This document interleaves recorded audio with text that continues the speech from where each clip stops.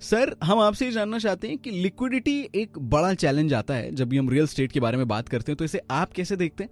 और दूसरा कि निवेशक रियल एस्टेट में कैसे काम करता है, ये भी हमारे मतलब मन में एक सवाल है। अर्पित, लिक्विडिटी हमेशा डिटरमाइन होती है कि कंट्री में इकोनॉमिक साइकिल क्या चल रहा है और स्टेट में इकोनॉमिक साइकिल क्या चल रहा है।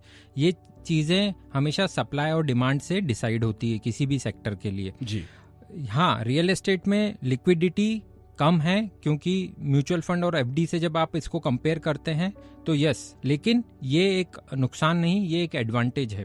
क्योंकि ये आप देखेंगे कि जब भी आपको पैसों की जरूरत पड़ी होगी पास्ट में, आपने या तो एफडी ब्रेक करी होगी या म्यूचुअल फंड ब्रेक किए होंगे, लेकिन आप रियल एस्टेट को बेच नहीं पाए क्योंकि वो इतना लिक्विड नहीं था। तो आज उसकी वैल्यू कई गुना बढ़ गई होगी। जैसे आप अपने घर का एग्जाम्पल लें, आपका घर जो आपने जिस कीमत में लिया था, आज उससे 50 या 100 गुना कीमत में वो वैल्यू रखता है। तो क्योंकि आप उसको नहीं बेच पाए या नहीं बेचना चाहते थे, इसलिए आपको वो मल्टीप्लिकेशन और ग्रोथ मिली। हम इसको प्रॉब्लम नहीं मानते, हम इसको ब्लेसिंग इन डिस्गाइज मानते हैं। और आपका जो दूसरा सवाल था कि निवेशज्ञ इस कैटेगरी में कैसे काम करता है, तो निवेशज्ञ इस कैटेगरी को काफ़ी prominent category for wealth building मानता है।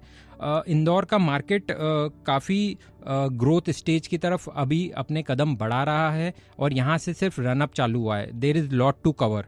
तो हम इस कैटेगरी में काफ़ी प्रोमिनेंटली काम करते हैं। हम हॉट स्पॉट्स आइडेंटिफाई करते हैं, कहाँ ग्रोथ एक्सपोनेंशियल आएगी। हमें लगता है जहाँ पर कैपिटल एप्रिसिएशन भी आ सकता है और अगर कमर्शियल स्पेस है तो जहाँ पर रेंटल यील्ड भी आ सकती है। हम उन्हीं अपॉर्चुनिटीज़ को वेरीफाई करके हमारे इन्वेस्टर कम्युनिटी के सामने लाते हैं। वाह, thank you so much sir. अभी आगे हम निवेशक शो में और कुछ जानेंगे, लेकिन अगले हफ्ते। फिलहाल के लिए इतना ही कुछ। 94.3 माय एफएम सुन रहे हैं आप, चलो अच्छा सुनते हैं।